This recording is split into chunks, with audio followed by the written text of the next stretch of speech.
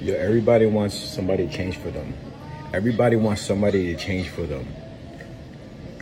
But they're not willing to change for anyone else. You know what I'm saying? Those people, it's like motherfuckers want you to, they want to ask you for a ride, drive them up and down the route and back and forth all day and give you like $5 of gas. That's the energy that people be having. And sometimes that shit is not right, because I remember certain people within my life, you know, even past relationships. You're never going to change. You're never going to change. But they wasn't changing either. So it wasn't an equal give and take. And people want you to change first before they jump in. It's like a fight. Like people like, I don't know how many times you see fights and people don't swing first. They're like, what you gonna do? What you gonna do? What you gonna do? And for like 40 fucking minutes, they're like, what you gonna do? What you gonna do? Hold me back. But they won't put the first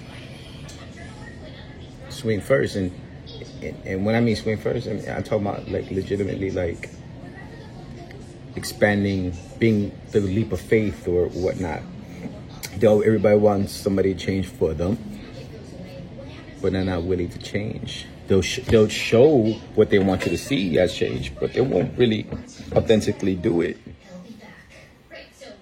Unless it's a flex. So they could flex online to their friends and their family, like, oh, me and bae, you know, I'm good. I don't want a flex relationship. I want an authentic relationship. You know what I'm saying? In general. You know what I'm saying? Because I think that's just healthy. I don't want to live a relationship just for a social status. I'd rather be happy. You know what I'm saying? You don't go to the bank and see all the money in the lobby. That shit's hidden, protected, insured. You know what I'm saying? Because even if a motherfucker want to rob a bank, that money's insured. There's no insurance in a relationship, my nigga. There's no refund for that time and investment that you lost, that time and money and affection. You don't get that back. So they pull you back, you get pulled back, and you kind of like have to rebuild a new way of what didn't work. And when people come and rob that bank and they say, oh, they came in through his door, the camera was there, then they put the security gets tighter. You know what I'm saying? The money ain't in the fucking lobby. It's in the fucking back in the safe. So when people come in and have the audacity to do that, people come in with a strategy, and then you change the strategy based off how the investigation went.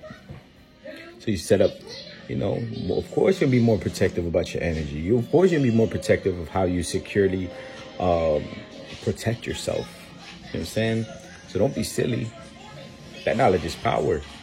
And people can't get mad at you because they don't know the trauma that you went through in that bank robbery, which is like somebody stole your time, your feelings, your emotions, and manipulated you. That even Stockholm Syndrome started with a bank robber named Stockholm or some shit like that, where that was a town, and that the bank robber held the hostages so long that they actually felt bad for him and had love for him. And that's where Stockholm Syndrome becomes. So it's really kind of weird how I kind of, using that metaphor, then ends up becoming a fucking fun fact in that sense. So they get, basically their kidnappers or hostages will actually have sympathize with the bank robber and actually like try to wish the better for them, you know, after the crime has been done, the manipulation has been done, you've been tied up, been whatever. People can't not stop your growth because people will see you in a vulnerable state and it's open season. So they know that the bank got robbed, but you ain't put the cameras or change the locks or even hired a new staff or filed a real full investigation. You already just kept the bank moving the next day. Of course, motherfuckers gonna keep coming in the bank and just looking around, waiting for the next week or 2 weeks to rob it again. Matter of fact, you even give them the keys. I swear, my happiness is gonna be so fucking.